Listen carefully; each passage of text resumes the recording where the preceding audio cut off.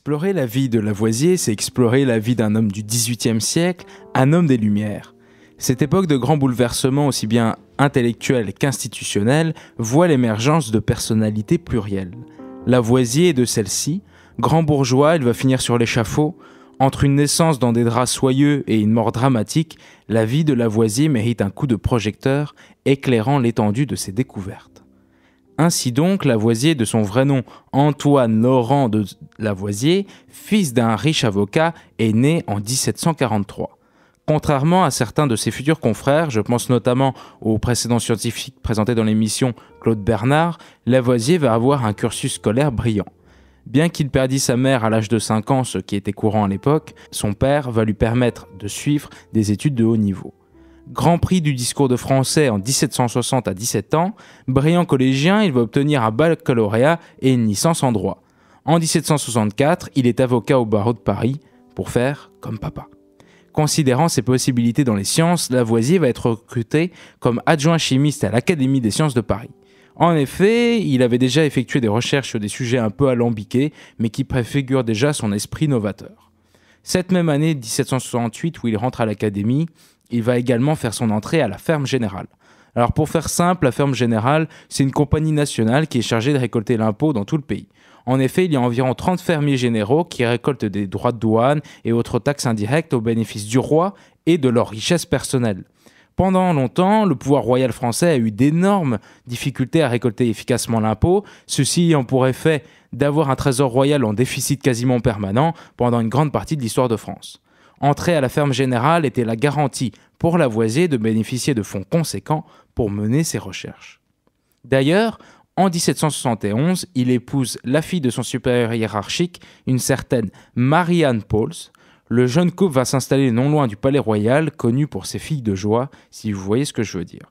Alors on notera que sa femme avait 13 ans lors du mariage et lui il en avait 25, mais pour elle ça a été quand même un choix assez positif parce qu'elle avait le choix entre Lavoisier et un gars de 50 ans.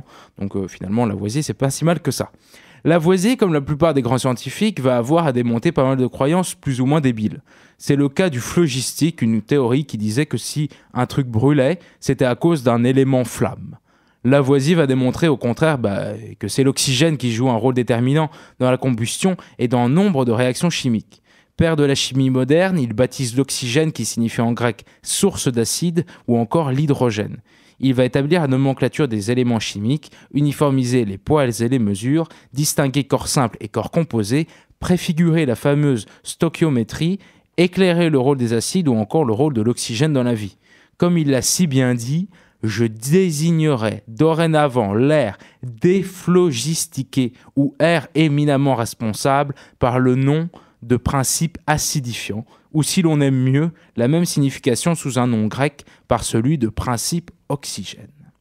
L'un de ses grands apports à la chimie va être aussi l'application de la méthode expérimentale à cette science. Il va aussi travailler en collaboration plus ou moins directe avec des scientifiques anglais, on pensera à Priestley ou John Black, dont les travaux vont beaucoup l'inspirer. En 1789, année du fameux 14 juillet, il publie un futur best-seller, le traité élémentaire de chimie, qui sera traduit en 9 langues, pas mal pour l'époque. L'aisance matérielle dans laquelle il a vécu toute sa vie lui aura permis de réaliser nombre de ses découvertes. Avant tout, Lavoisier est un financier qui travaille à récolter l'impôt. Il va d'ailleurs laisser des travaux en économétrie qui seront repris par Lagrange, le fameux fondateur du Lagrangien. Philosophe, homme doux et cultivé, il va être consulté tout d'abord par le roi, puis par la Convention, le régime révolutionnaire. Membre de diverses commissions aux affaires économiques, il va être impliqué dans la gestion calamiteuse de l'assignat. Cette monnaie éditée par les autorités révolutionnaires ne vaut rapidement plus rien. On a en effet trop fait tourner la planche à billets. Son statut d'ancien privilégié, la Ferme Générale ayant fermé ses portes en 1791, et l'association de son image à la mauvaise passe économique que traverse la France, provoquent la colère du peuple et de quelques jaloux. Dénoncé pour une soi-disant activité de spéculation qui profiterait de la misère du peuple, il est condamné à mort avec 26 anciens fermiers généraux. Lavoisier est guillotiné le 8 mai 1794 avec ses anciens collègues. Le président du tribunal révolutionnaire qui l'a condamné aurait dit « La République n'a pas besoin de savants ni de chimistes, le cours de la justice ne peut être suspendu. Pourtant, on ne retiendra pas ceci de la vie de ce grand savant, mais bien cette mythique formule « Rien ne se perd, rien ne se crée, tout se transforme ». Cette loi de conservation de la matière, il l'a empruntée à un savant grec, preuve qu'en science comme ailleurs, on n'invente rien, on ne fait que découvrir, ou plutôt redécouvrir.